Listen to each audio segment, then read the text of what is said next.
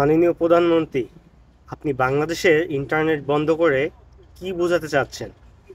যে বাংলাদেশের কোনো ভিডিও কিংবা বাংলাদেশের কোনো ছবি যাতে আর অনলাইন দুনিয়াতে না আসে, আপনি তো এটাই বোঝাতে চাচ্ছেন, যাতে অনলাইন দুনিয়াতে বাংলাদেশ সম্পর্কে আর কোনো কন্ট্রোভার্সি না হয়।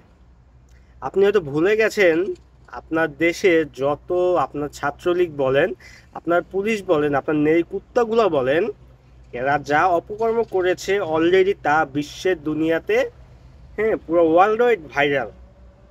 হ্যাঁ, নিউজ পোর্টাল বাংলাদেশ, মানে আল জাজিরা বলেন, তারপর ইউনিসেফ বলেন, জাতিসংঘ বলেন, সব জায়গায় আপনার এই অপকর্মগুলা অলরেডি তুলে ধরা হয়েছে।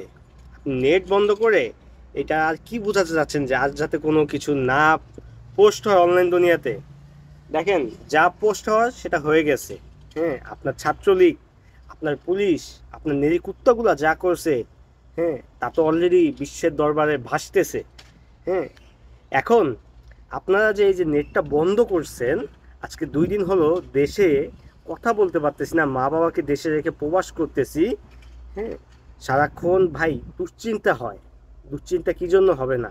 হ্যাঁ, যেইখানে একটা প্রবাসী একবেলা না খেয়ে থাকতে পারে কিন্তু তার ফ্যামিলির সাথে কথা না বলে থাকতে পারে না, সেইখানে কিভাবে আজকে 2 দিন ধরে বাংলাদেশে কোনো ইন্টারনেট সংযোগ নাই, তাদের সাথে যোগাযোগ করতে পারতেছি না, ফোন ঢুকলেও কথা বোঝা যাচ্ছে না। এটা দিয়ে আপনি কি বোঝাতে চাচ্ছেন? প্রবাসীদের চিন্তা আর বাড়ায়েন না। হ্যাঁ, অনেক অসুস্থ, অনেকের প্রিয়জন প্রয়োজন অসুস্থ আছে, হসপিটালে ভর্তি আছে। আমি যে আমার কথা হলো, আমার নিজের বোন হসপিটালে ভর্তি, তার আমি খবর নিতে পারতেছি না। হ্যাঁ, ইন্টারনেট বন্ধ করে আপনি সব কিছু সমাধান করতে পারবেন না।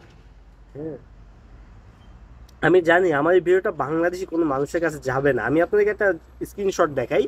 এই যে আপনারা যেটা দেখতেছেন, এই যে যারা ব্লু টিক দেখতেছেন না, এরা হলো সবাই মানে প্রবাসী। এদের প্রবাসী দেখে এদেরটা ব্লু টিক হচ্ছে। আর যেইগুলো এই যে দেখেন, এইগুলো হলো সব মানে বাংলাদেশি লোক। এদের মানে নামের পাশে কোনো টিক দেখাচ্ছে না, কোনো ব্লু এই বেজে টিক দেখাচ্ছে না, মানে সবগুলো অফলাইন। হ্যাঁ, লাস্ট প্রায় 24 ঘন্টা হয়ে গেছে। আমার এক ফ্রেন্ডের সাথে কথা হয়েছে, ও বললো যে একটু একটু নেট পাই, একটু পর হয়তো পুরোপুরি বন্ধ হয়ে যাবে। তো আপনার কাছে রিকোয়েস্ট যে, হ্যাঁ, প্রবাসীদের আর খেপায়েন না। হ্যাঁ, প্রবাসীরা খেপলে কিন্তু, হ্যাঁ, আপনি ভুলে যেতেছেন যে বাংলাদেশের অন্যতম উপার্জন খাত কিন্তু প্রবাসীদের রেমিটেন্সের টাকা। আপনি আর আর মানে লুকোচুরি খেলেন না। বহুত লুকোচুরি খেলছেন।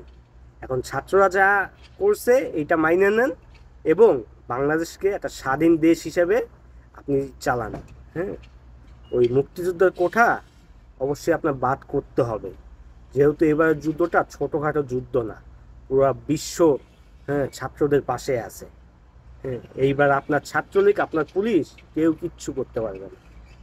হ্যাঁ, সো আপনার কাছে একটাই রিকোয়েস্ট, এখনও সময় থাকতে সব কিছু ঠিক করুন এবং ছাত্রদের দাবি মেনে নিন।